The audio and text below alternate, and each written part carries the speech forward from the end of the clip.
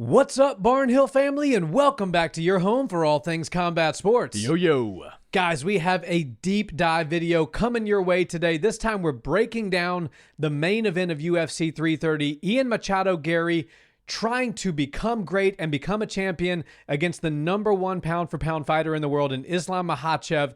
We're breaking this thing down from a striking perspective, grappling perspective, and then at the end of the segment, or the last segment rather, we are going to discuss the intangibles. What are some things that maybe people aren't looking at that could be a needle mover in this fight? And guys, real quick before we get into it, I just wanted to make a quick announcement.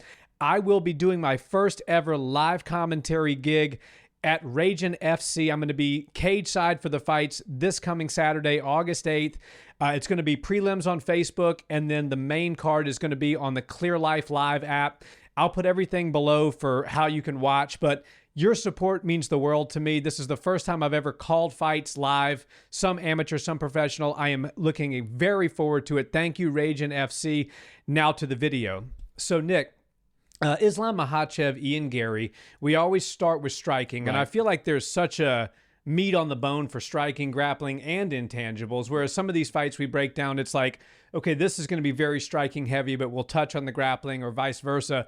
This, I feel like there's a lot to talk about for every aspect of this fight. Now, the striking, Ian Garry, what are the obvious things? Very tall, the tallest opponent that Islam has ever faced to date. Yeah. Habib and Islam also said that he's very hard to hit because he moves a lot. You know, he tends to run. And Islam said, the only thing in camp that I really haven't enjoyed is having to chase fighters down because we're preparing specifically for Ian and how much he uses the cage and kind of disengages and only really re-engages on his own terms. Right. But Islam's also a great striker in his own right. I think because his grappling's so good, he doesn't get a lot of credit for being a really good striker, and he actually is a very good striker. So let's start there. You know, it's going to be open stance, mostly left-handed for Islam, going to be fighting out of southpaw. Ian fights orthodox, so we're going to have an open stance likely for the majority of the fight, which I know you love to break those down. Yes. So what are you seeing on the striking in this one? Yeah, this is really interesting. Ian Garry is obviously a great striker, and that's how he's been able to win most of his fights and get to a title shot. But Islam Makhachev's striking is actually slept on, and it's largely because he comes from Dagestan, and everybody knows Khabib was the guy who set the precedents, and they have great grappling from there. But the Dagestani strikers or fighters are becoming really high-level strikers. Just look at Usman or Magomedov. More knockouts than any other method of victory. Exactly. So I am actually loving how Islam's striking is coming along. His kicks are great. He's got really good discipline with his jab hand. So whenever he does throw a combo or closes distance to try to land some strikes, when he exits, he's really good about putting a jab in your face just to sort of keep you at bay. It usually doesn't land, but it's really good to get something out there and in the line of fire from what Ian Garry or anybody else in the past could have been able to throw.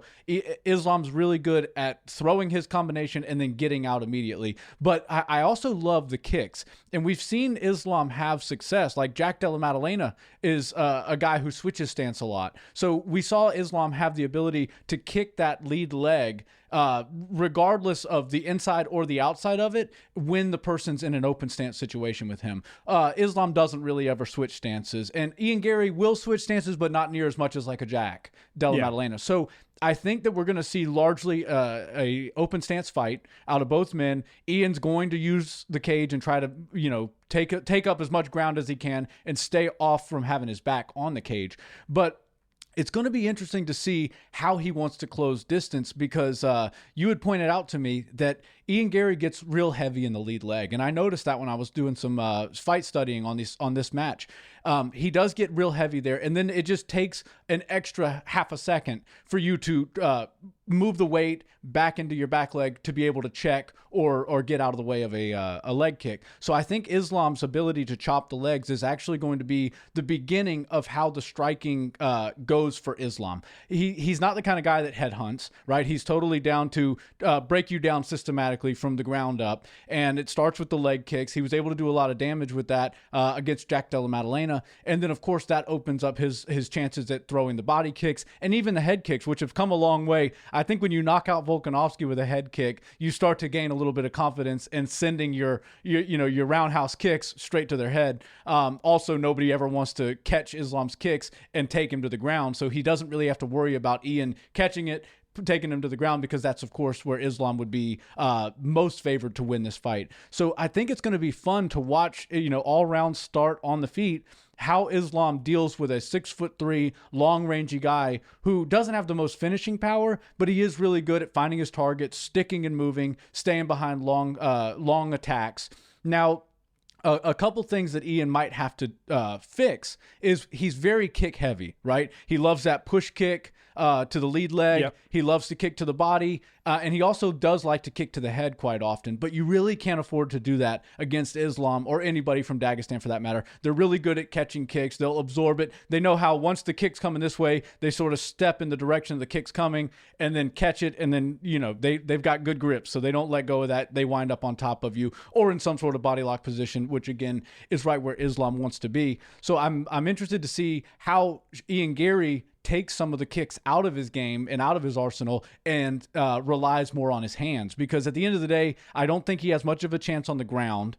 Even though he might not get submitted, I don't think he can get out from under Islam Makhachev, and I don't think it would be wise to kick very much against Islam because Islam's so good with catching kicks and turning that into grappling. So I think he's going to have to largely do what we saw Sean Strickland do with Khamzat Chimaev, which Sean is known for the jab and the push and teep kicks, but he kind of took the push and teeps out of the equation against Khamzat, and that's how he was able to win. It was basically a striking match with his hands.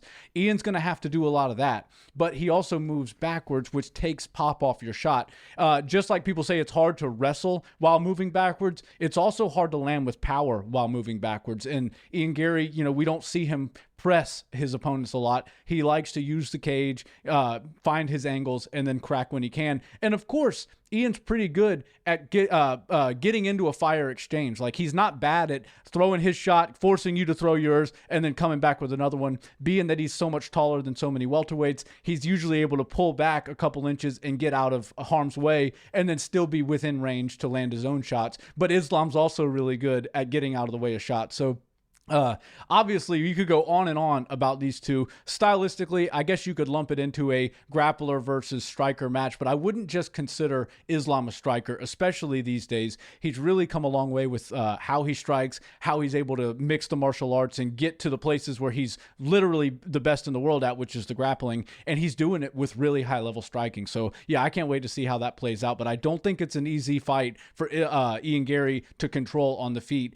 and I think that even if Islam finds that there's a disadvantage, his pressure and ability to turn striking into grappling will be a big issue for Ian. Yeah, I'm trying to, because I want to give this segment to Ian Machado Garry, right? Obviously, if you're just watching this for the first time, you know that we break down each segment and then we say who has the advantage. So the striking advantage to Ian or Islam or however you look at it. Right. So, when I first started doing tape study for this particular fight, in my head, I was like, okay, I'm probably going to go striking advantage for Ian, obviously grappling advantage for Islam Makhachev, and then we'll kind of look and see what we can figure out on the intangibles. But the more I watched, I actually kind of want to give the striking advantage to Islam Makhachev because I believe that he can strike more freely than Ian can because of the threat of the takedown, which we'll get more into in the next segment. But the thing about Ian's game is he's a bit of a decision merchant, right? Yes. Especially in the UFC. Like, he's really good. He's beaten Carlos Prates, Bilal Muhammad, got a title shot off of a victory, of a former champion in Bilal Muhammad, even though Bilal's getting a little bit up in age.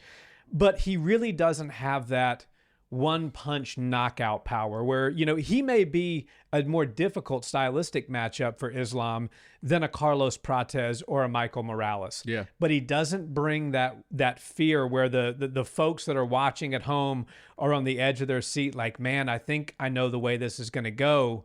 But if Michael Morales lands one of those monster punches, this thing could be all over. That's not really a concern with Ian Garry. Without kicks on the table, Ian really doesn't have a way to change the trajectory of this fight with a single shot. And I wouldn't advise him to throw head kicks and certainly not spam them, because Islam will be able to utilize that to get to the fight to the ground, where I think he has a much more significant advantage over Ian. Exactly. And, and so I'm thinking, okay, so he's probably going to have to take the head kick off the table, which may be the knockout shot, right? Even if you don't have tremendous power, you blast somebody with a head kick, you can knock him out. Sure. So, what is he going to get it done with boxing? And I'm like, maybe he can, he can move around and stick and move. But in reality, I think that Islam's boxing is very underrated. And if you go back to the Volk 1 fight, Volk's a completely different body type and fighter than Islam. But couldn't be more opposite. Yeah, Islam was having trouble getting the takedown, and he largely won that fight with his boxing. And say what you will about the result, it was a very close fight against an ultra high-level striker in Alexander Volkanovski. Now, again, totally different body type, body size. Right. But, Islam showed that he could adjust on the fly and outbox somebody who is a very high-level striker. And so with Ian Garry, like, what are the paths to victory on the feet? I think he needs to make Islam, even if he doesn't knock him out, he needs to make Islam respect him with the power at least a little bit. Because if Islam, he's not going to just, be afraid to chase Ian Garry because, I might get caught. Like, even if he gets hit with a couple shots, Islam's a pretty durable guy. You know, he's only been knocked out once in his career, and that was a very, very, very long time ago. Right. And that was also at 155. He's not cutting that type of weight anymore. So if you want Islam to get off you and stop just relentlessly pushing forward and trying to get the takedown, you got to at least make him pay somewhat. You got to hurt him with something. You don't have to finish him. But when I watched Ian's, tape, he's just kind of point fighting. Yeah. He's not really in the Bilal fight, in the Carlos Prates fight. He's not really looking for a knockout. He's looking to point fight his way to a victory, which is fine, by the way. But now he's got 25 minutes with the #1 pound-for-pound fighter in the world who can also strike pretty well. Yeah. That he's got to keep him off of him. The only way to keep him off of him is to hurt him. Like, look at the disrespect of Jack Della Madalena's striking with Islam. Yeah. Jack wasn't throwing anything that hurt him. Islam just came right in. I mean, and look at the variety of the takedowns, which we'll get into in the next segment. The first one was he grabbed up a single and then tripped out the other leg. Then he had some beautifully timed doubles. Then he was body locking against the cage. Islam can get you down in any which way. And grabbing that single in the open stance is really not that hard. It's a beautiful segment. And I don't want to transition just yet because I think there's a little bit more meat on the bone for the striking. But I think Ian Garry is going to have to, bite down on his mouthpiece and throw some heavy shots to gain the respect from Islam early in this fight. And I will give Ian credit in that. I do think that he's pretty good at seeing his targets and trying to hit them early on, but he fights in almost a sporadic way when the fight starts. And that's largely because people know he's such a good fighter. He's a long-rangey guy, and they have to close distance. So he's dealing with pressure fighters constantly. And when you're dealing with somebody who's pushing you backwards, you do live in this sort of herky-jerky type of movement, and that can be exhausting. Not only moving backwards is exhausting, but when you're flinching and feinting and doing all that for the entire first couple rounds, it does start to fatigue you. And that's usually when we see Islam Makhachev collect enough data to start to understand what you're doing, how you're doing it, and where you want to be in the octagon and in the fight. And that's when the ball starts to roll in Islam's favor, because Ian can't keep that pace up of the herky-jerky wild motions for a full 25 minutes. And we even saw it against Carlos Prates, right? He was able to move around pretty well in that first couple rounds. And then by the end of that fight, Carlos Prates looked like if for some reason there was a 6th round, he could have found an opportunity to finish Ian. So I think Ian's really up against it, because while he has an advantage slightly on the feet and he's pretty fast, he's good at moving, I do think Islam has ways to trap him up against the cage. I think he's got ways to land his own offense on the feet.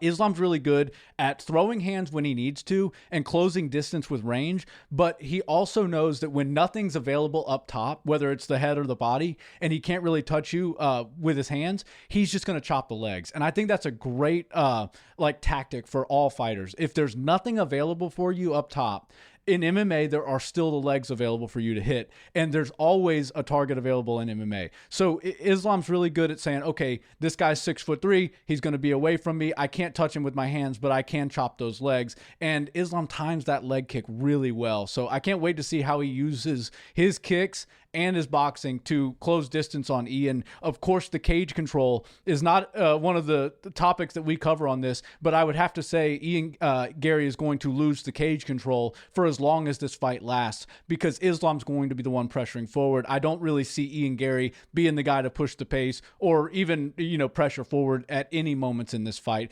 unless somehow he has Islam hurt. But again, Islam's defense is really buttoned up. The thing that I would almost give Islam the advantage of on the feet is his defense. He's actually quite sound with his boxing defense. He knows how to block shots. He knows how to get out of the way of shots. He's pretty good at rolling under, but he doesn't go too low to where he could run into a kick or a knee. So I think that Islam's boxing and his striking overall is improving, mostly because of how sound he is defensively. He doesn't get hit all that much, and when he does, it's not the cleanest shots, or he gets hit when the person's moving backwards, and of course their momentum is no longer with them, so they don't have the same pop on their shot. But Islam's got his hands full, not just on the ground, which everybody knows is obvious, but on the feet as well. Ian, you mean? Yeah, Ian, I'm sorry. So are you giving the striking advantage to Ian Garry or Islam Makhachev? I got to give it to Islam, because this is a mixed martial arts fight. If it was a kickboxing match, I'd say Ian Garry for sure, but we're mixing the martial arts here, and Islam is really good at utilizing his striking to either close distance, right? He can throw his hands and then grab that single leg. He can step forward off a two, throw the overhand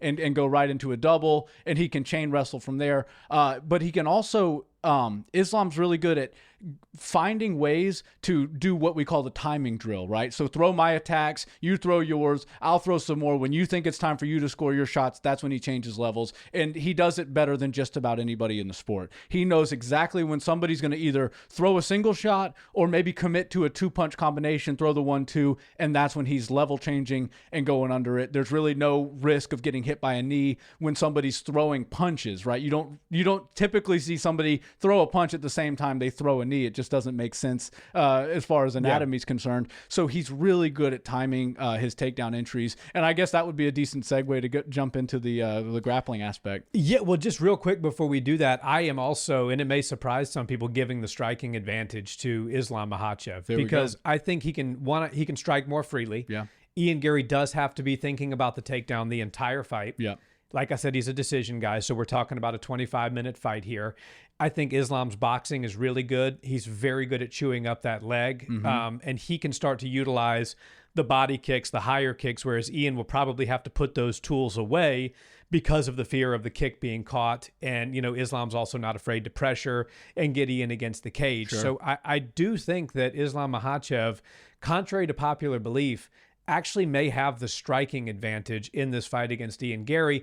Now, the one, X factor is the 6'3" stature of Garry. But then when I was watching the tape on him, he is very heavy in that front leg and he almost leans forward a little bit. It's probably because you ever have the super tall kid in class. Usually they don't have, growing up in school, there was always one kid in class, it was never one of us, that was always like way taller, like head and shoulders taller, and they typically had the worst posture, right? They had bad posture just because they were kind of like going down to the level of everybody else. It's kind of almost like that with Ian, where he leans very far forward. Yeah. And he gets very heavy in that front leg, which almost takes away the advantage he has of being so tall, because he's kind of crouching down to the level of the opponent. Yeah, he usually has a big bend in his knees. And I think the other thing, too, with Islam being a southpaw fighter, generally you see more orthodox stance fighters than you see southpaws. So Islam, I believe, if I remember correctly, the time he got knocked out was against the southpaw, and Uros Medic even came out and said that Islam hasn't had much trouble with anybody, but it was a southpaw. So he doesn't have to worry about Ian Garry finding any sort of lucky southpaw shot. But the angles in the open stance are very deceptive, and they can be tricky because you wind up having an opponent that goes is basically going behind your lead hand, your jab hand, and that's almost works as a blind spot. It's sort of weird, but if somebody's staying behind your jab hand and trending to the outside, your own hand can wind up blocking your vision and seeing how far they are. It's a deceptive thing as far as range is concerned. Yeah, and that's another big X factor. That'll also probably come up in the intangibles. The fact that Islam, is a southpaw, and there's just not as many left-handed fighters in the world as there are, not by a wide margin, right? Fewer than there are right-handed fighters. So Islam's very used to seeing a right-handed fighter. Garry not so much. Now, of course, they've got people in camp that are mimicking that, but Let's move into grappling now. And quick break in the action, guys, to thank today's sponsor, Kalshi, the predictions markets where you can trade on real-world events, including MMA fights. And what Nick and I love most about Kalshi is that the lines move based on what you guys, the fans and the experts, think is going to happen, and they're not affected by online bookies. And as a special thank you to the Barnhill Brothers listeners, Kalshi is giving you $20 to predict with once you download the app, use the promo code Barnhill, and deposit $20 of your own. So if you think you know MMA ball, stop talking about it and put a little skin in the game with Kalshi. Thanks so much to them for being today's sponsor. Back to the video. This is going to be the less surprising than the striking, perhaps. I can go ahead and tell you right now, Islam Makhachev has the grappling advantage in this fight against Ian Garry. Agreed. Yeah, I'm going to go ahead and tick my check mark in that box as well. Yeah, I mean, Bilal Muhammad is not near what Islam Makhachev is on the cage or on the ground, and he was able to have success at trapping Ian up against the cage. And everybody knows that fights start on the feet, but the cage is also a very useful tool to get somebody dragged down to the ground, and Islam's team does it better than anybody else. They kind of wrote the blueprint for how to use the cage as an apparatus within the arena and have success. All of the chaining, we call it chain wrestling, but now it's like chain cage work, right? The wizards to the underhooks to the body locks to dropping down, changing levels, getting to the legs, and finding your way to pull somebody down off the cage. Islam's better than anybody at that. And we saw Bilal Muhammad have some success against Ian Garry. Multiple times he was able to trap Ian, and I don't even think Bilal's striking is near as good as Islam. So Islam pushing that pressure will get Ian Garry backed up against the cage. Probably not in the first round or two, because like we said, Ian's so good at lateral movement and staying long and staying away from the danger. But eventually he's going to wind up with his back against the cage, and he's going to have to deal with Islam's body locks and Islam closing distance. The clinch work from those guys is insane. Not only are they good at systematically breaking you down from the clinch and the cage work, but they're also good at finding their strikes in there. Just look at Chonko from a couple weeks ago. Yeah. I mean, they all trained together, right? Those elbows he was landing in the clinch and up against the cage were very impressive. And you have to assume that if he's doing it, Islam Makhachev is either on the receiving end in those sparring rounds, or he's watching it and mimicking that in the training room. So I can't wait to see how Islam gets the fight to the ground. But once it gets to the ground, there's really not much to break down. Islam's top positioning is truly the best in the game. If you go back and look at the Jack Della Maddalena fight, just the way he was able to take those opportunities to get Jack to the ground and then fall in a way that almost like negates any sort of reversal or scramble. Like it's almost,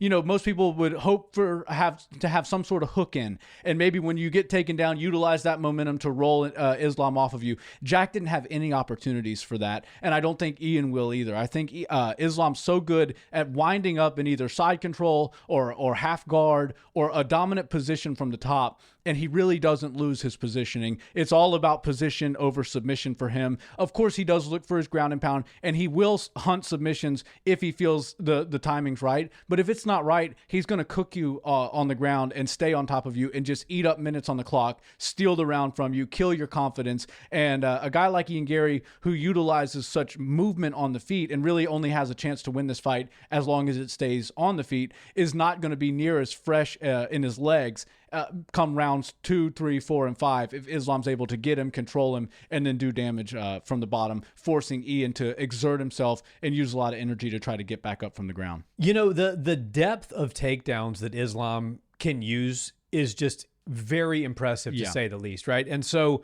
when I was watching the Jack fight, how he basically grabbed that single leg so fast. There was no telegraph whatsoever. It was almost like he was putting on a takedown clinic, right? It was like he was filming an instructional on how to hit all the best takedowns in MMA. Seriously. And, he grabbed the takedown. Jack immediately, Jack was fresh, right? It was the first round. And so Jack's doing everything he can, putting weight in that leg, trying to kick the foot back. Listening to Craig Jones, who knows a thing or two about how to get somebody off of him. Seriously. And what does Islam do? He immediately transitions to the foot sweep of the other foot. Yeah. I mean, it was almost without even a second thought. And then the next round, he's peppering jabs, as you said, the call and response sort of drill. And he throws some shots, and then as soon as Jack comes back, he level changes and there's a double. And I mean, it was like you couldn't have timed it better. You couldn't have telegraphed it less. Right. You know, it's just, and I know a lot of people are probably going to in the comments say that this is too much of an Islam glazing video, but the reality is, like, I watched the tape for the last several fights for both guys before we do these,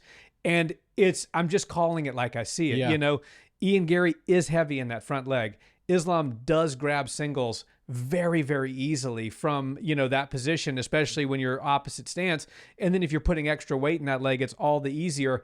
And then the other thing, man, when I was watching Ian Garry versus Bilal got Ian against the cage multiple times. And at one time he had a clean double underhook, you know, and Ian's a tall guy and Islam's a little bit shorter. So getting those double underhooks and getting those clinch positions may be to an advantage for Islam, especially against the cage. But when Bilal got those double unders, Ian kind of shucked a little bit, and then he just kind of looked at the ref in frustration, like, what are you going to do? He's stalling. Like, he's stalling, but Bilal doesn't have the same skill that Islam does as far as the depth of takedowns. Bilal's good with doubles. Bilal can grab a single, but what I call the no-gi judo, right? The off-balancing, the uchimatas, the inside and outside leg trips and stuff like that. And actually, Jack had a beautiful uchimata against Islam in the second round, and Islam just reversed it immediately. And so it's like, if Ian is standing there frustrated that he can't break double unders from Bilal, you're not going to have that luxury of looking at the ref in frustration. You're going for a ride. Right. And then you're going to end up in bottom position. You're going to be fighting out. Now, Ian can grapple. He's hard to submit. He used grappling against Michael Venom Page very tastefully. You know, that was what he thought was his advantage, and he proved to be correct in that, you know, because Michael Venom Page is such a hard guy to figure out on the feet. But when you say somebody's a good grappler and then you're comparing them against Islam Makhachev, the best grappler, it's just a different thing, right? Charles Oliveira is a phenomenal grappler. Most submissions in the history of the UFC. Look what he just did to Max Holloway. You know? And when Charles Oliveira got cracked by Ilia Topuria, Max Holloway, Justin Gaethje, you name the guys that Charles Oliveira has been dropped. Come on, right back up. They said, please get back up because we don't want to go down there. Islam Makhachev dropped him and dropped he didn't try to pass the legs. He went right into the guard. So he's like, I'm not worried about that. And a few seconds later, Charles Oliveira was tapping. He went into the guard of a guy that's got tons of triangle finishes, like all kinds of skill. Charles is very dangerous from bottom position, and Islam walked right into it like it was nothing. Yeah, we say these days in the UFC 2026, in the modern era, almost nobody is scoring submissions from the bottom. But Charles Oliveira is the one exception where, like, but if you're fighting Charles Oliveira, then you might want to watch out for submission from the bottom. Yeah, or T-City. You know, but he hasn't hit the famous triangle in a long time. No. But you know, he's got a fight, by the way, coming up. But not to go off on a tangent there. I think that it's pretty obvious, right, who has the grappling advantage. Islam Makhachev might be the best MMA grappler, maybe besides Habib. Maybe he's better than Habib at this point. I don't know. But of all time, you know, he's an all-time great MMA grappler. His top pressure is unmatched. He can submit. And then the one more thing I want to talk about with grappling is his ability to transition with his opponent like a wet blanket. So, you know, if Ian does the right thing and shrimps out, Islam's just right there. It's like any which way you move, he's utilizing his weight, his pressure, his advancement of position. It's just getting worse. It's just, you know, you're moving and expending energy thinking you're doing something, and you're just making things worse for yourself. And that's kind of how I see this going on the ground. Ian Garry cannot afford to go to the ground in this fight. He has to keep this fight standing, which is going to be a difficult task for him to do. Yeah, and Ian Garry was also getting cracked by a double jab overhand right by Bilal Muhammad. And I know that Islam's a southpaw, but still the same combo can be landed in the open stance. Double jab, overhand right, but you can also disguise that with a level change feint, right? You throw the double jab and then you show them, you know, look down at their legs, and people will, if you're dealing with somebody from Dagestan, you better be ready to, you know, drop your hands and get ready to defend a takedown. So if Islam can throw that double jab overhand once or twice and then start to maybe look at opportunities to level change and close distance, the cleanest takedown in the open stance when you're trying to close distance on somebody who's much taller than you, double jab overhand step with your back leg. So now you've for temporarily switched stances. Orthodox, yeah. And you take that momentum with the overhand. Now they've either got to block the overhand, which is going to leave them kind of stationary for you to hit your takedown, or they're going to drop their hands because of the level change feints that you've set up prior, and that overhand right's going to land, or overhand left in Islam's situation. So I think that is actually a really beautiful technique that we'll see out of Islam Makhachev to try to get Ian Garry guessing on whether he's going to shoot or whether he's going to throw the overhand. But either way, Islam's going to be able to force him to run into errors and run into shots with that. Yeah, and so, I mean, I think that's a pretty good place to leave the grappling. Ian Garry's got to scramble his ass off when he gets taken down. He's got to try to have as few takedowns as possible, because once, just look at the Jack fight. Once you're down for the round. Yeah, and pretty much. And Islam's also really good at hitting takedowns in the open, right? We talk about how good he is against the cage, and Abdulmanap Nurmagomedov came out with the sort of the blueprint for how to take somebody down utilizing the cage. And before that, we would obviously see people use the cage, and sometimes they would do some of the techniques that we've seen, but they've created a system that really does work for just dismantling somebody and forcing them to make a mistake once you've got them up against the cage. But Islam's also really good at doing it out in the open, which speaks volumes to his takedown ability, because most people in the UFC, even guys like a Bo Nickel or high-level collegiate wrestlers, have a hard time taking people down unless they're up against the cage. And Islam being able to do it, it's going to be eye-opening for Ian Garry if he's not able to keep that range for a full 25 minutes, which I certainly don't anticipate he's going to be able to do. Agreed. So let's move into the intangibles perspective of this fight now. This is where it can get a little interesting. And by the way, guys, just because we picked Islam for striking and grappling does not necessarily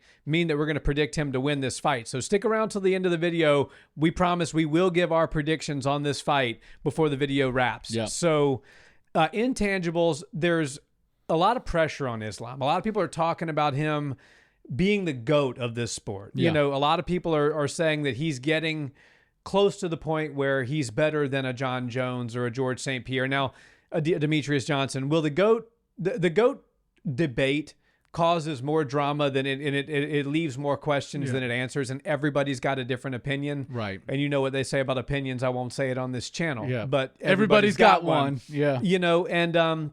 But suffice it to say, Islam Makhachev is making his way towards the discussion of being the greatest mixed martial arts fighter of all time. Without a doubt. So he has a lot of pressure, to win this fight. Ian Garry's a pretty sizable underdog, 2.5 to 1 under. I think Islam's a 3.5 to 1 favorite. Not many people are giving Ian a whole lot of chance here. It's just kind of the body type and the point fighting style. If you're thinking Ian's going to win. So, I feel like Ian does have less pressure coming into this fight. Yeah. I do believe that Ian doesn't get affected by the noise. I think that he embraces he realizes that at this point in time, with everything that's been done, with everything that he said, he's just not going to be loved by a wide segment of the mixed martial arts crowd. And I think he's actually okay with that. And he doubled down and did a PETA commercial, which, to each their own. I'm not going to knock the guy for making money and getting a sponsorship from PETA, but the industry that we're in and the fan base that we have here are just having a field day. Just look at the comments on that sponsorship video. Exactly. But, so he's got that going for him. I think that he really is okay with where he is in the industry. Yeah. And he's a damn good fighter. Let's call a spade a spade. He's fighting for a title for a reason. But I just keep coming back to what is Ian's method of victory and what are the intangibles? The intangible for me is the southpaw stance. Yeah. That's a very difficult thing to overcome when, you're not the southpaw, fighting a southpaw who knows how to use that stance really well to both strike and grapple, which Islam does. There's the fact that Ian just doesn't have that one punch starching power. Yeah. And he's probably going to have to leave his kicks at home, because when you start kicking high on Islam Makhachev, the kick is going to be caught and you're going to be taken down. Yeah. And then it's also this other element of Islam Makhachev's specific camp, like he's got the whole camp built around him. He said that, him and Khabib, I think it's New Jersey, the gym they like over there. I forget the name of the gym, but maybe it's the Almeida's gym, but they've got Javier Mendez in there. He's been there for a while. Javier is a genius when it comes to striking. Right. Khabib, obviously, we know what he does, he does better than anybody. We've got sparring partners that are specific to the camp. And plus Usman and Umar too. Yeah, and what's the guy's name that fought our friend Colton? Amru Nurmagomedov. Yeah. So you want an opponent that can kick like hell? Go watch Amru Nurmagomedov versus Colton England on PFL. Unfortunately for our friend, that didn't go so well. But that's a perfect body type to get ready for Ian Garry. He's Ian with power, right? Like he's the same stature with ridiculous power. And so I think that when you and Ian is saying, okay, I've got Charles Oliveira in my camp. Charles is a great fighter. I loved it. You won't find a bigger fan of Du Bronx than me, but Charles is not the fighter to train against if you're training for a Makhachev fight. Right. Completely different type of fighter. Yeah. And so, I feel like the camp is more catered and custom to Ian Garry, to like Islam having the proper camp for Ian Garry than vice versa. Yeah. Ian lives in Brazil. He trains in Brazil. There's not a lot of wrestling in Brazil. There's great jiu-jitsu fighters, and I don't know who he's flown in from Dagestan or Chechnya or any of the other Caucasus countries or whatever. Maybe he's got great people in there that are just relentlessly taking them down every day. But that part of the world, they might not vibe too much with Ian Garry, so he may be short on teammates from that part of the world. That's possible, but I think he's probably found a couple of really high-level wrestlers. For sure. So I doubt that he's not getting good wrestling rounds in. But he also said in an interview that this is his life. He doesn't believe in a training camp. He believes that, he's got to be happy and live his life and have a work-life balance. And all that sounds beautiful. But when you're fighting Islam Makhachev, there ain't no work-life balance. He's saying he trains once a day for an hour or so, and he does it 5 days a week. That's the warm-up for Khabib's team. Straight up. That is the warm-up. That might be not even as much as the warm-up for Khabib's team. So if you're if he's serious, if he's really training once a day, 5 days a week, he's got no chance in this fight. Right. Islam's going to eat him alive. Islam has been doing what he does, which is doing hard grappling rounds, hard jiu-jitsu, like submission type grappling on the ground, wrestling from the stand-up position, striking, clinch work, you name it. And on top of that, specific training and sparring for Ian. Yeah. If I don't know if he's serious at this point. I don't know, half the stuff that he says these days, whether he's just kidding, trolling, or dead serious. But, I'll take him at his word. I think that the work put in and the specific game plan, the strategy, who's in the corner. Right. Man, that all makes a difference. Heavily leans towards Islam Makhachev for me. So I'm giving intangible advantage to Islam, which means I'm giving him striking, grappling, and intangibles. And before I hand it back to you, I've kind of let the cat out of the bag. Let me go ahead and make my prediction. This is underdog summer, but Labor Day's coming early this year. Islam Makhachev is going to run away with this fight. Yeah. I think that he's going to take Ian down at will, and I actually like him to get a finish. I think he's going to submit Ian in the third or the fourth round. I like that. I think that's a good call. Islam Makhachev made the saying, I eaty, I sleepy, I trainy famous. Yeah. And if you're training once a day, then that just isn't the lifestyle you're living. But these guys from Dagestan, they literally wake up, they eat something, they go train, they take a nap, they go back and train, and then they may even squeeze in a third workout of the day. And don't forget that the film study and all the talking about fighting that they must do in between there. Like, they don't cloud their mind up with anything other than fighting. They're fighting for UFC world titles. Their record since Khabib has taken over the team is like 110-2 or something ridiculous. Yeah. And those two losses are against like Marab and I don't even know who the other one is. But needless to say, somebody probably really good. Those guys are laser focused on MMA. And if Ian Machado Garry wants this work-life balance, all the power to him. I'm not going to knock a guy for wanting to keep his mental faculties and stay balanced through life, but that that is not what got Team Khabib and the Dagestani fighters where they are as the most dominant camp in the entire sport. You tired? Go back to Dagestan. Go back to your mommy. Yeah. Like, what about that he old? Literally said that. Like, who's complaining in here? Like, yes, Khabib's got him holding like planks. God only knows for how long. Could have been 10 minutes, and somebody just lets out an ah, and Khabib just turns his eyes. Who said ah? Who said ah? You know, and then like, you know, with you or without you, we're still gonna make champions. So if you're gonna quit, then go do your thing. But Islam Makhachev doesn't operate with the same sort of schedule that Ian has, and so my intangible is Ian Garry is considered a decision merchant, right? Islam Makhachev used to be, and then he got on a real good tear of finishing all of his opponents. Now, he didn't finish Jack Della Maddalena, but it was a one-sided ass whooping to the highest level, and he was able to display every bit of mixed martial arts that a fan would want to see. So my opinion is that any time that we have two guys that obviously have ways to win the fight and finish the fight, Islam has more. He can finish it on the feet. We've seen him knock out great fighters. He obviously can finish with submissions, but if it does have to go to decision, I always lean towards the grappler to outpoint the striker, because it's just really difficult to stay perfect for 25 minutes when you've got a guy who knows how to take the fight to the ground as good as Islam Makhachev. And Islam also is really good at eating time off the clock.